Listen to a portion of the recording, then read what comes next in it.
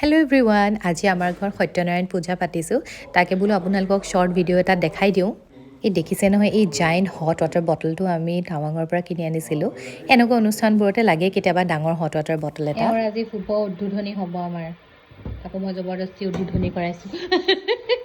এফালে মই এয়া চাহ বনাইছোঁ হেৰি কাৰণে, দেও আহিলে।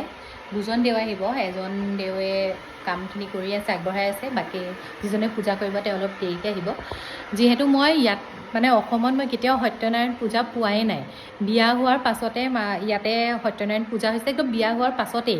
তেতিয়া অসুবিধা হৈ থকাৰ কাৰণে মই নোৱাৰিলোঁ চাব, মই ৰুমতে সোমাই থাকিলোঁ। সেইকাৰণে এইবাৰ ফাৰ্ষ্ট টাইম, এই ইমান বছৰৰ পাছত এইবাৰ ফাৰ্ষ্ট টাইম সত্যনাৰায়ণ পূজা ঘৰত পাম। মানে অসমৰ সত্যনাৰায়ণ পূজা মানে মই প্ৰথমবাৰ দেখিম। আমাৰ ঘৰত নাপাতে যে, সেইকাৰণে আমি নেদেখোঁ, কিন্তু প্ৰথমবাৰ দেখিম।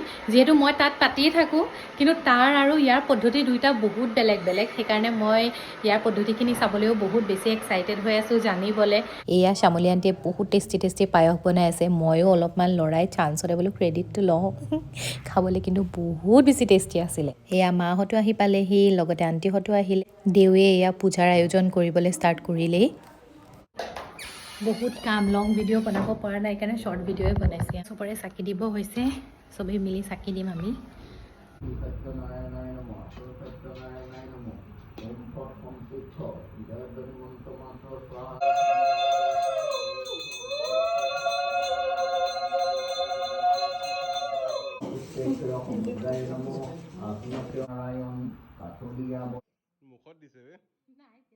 এয়া গুড় খাইছোঁ।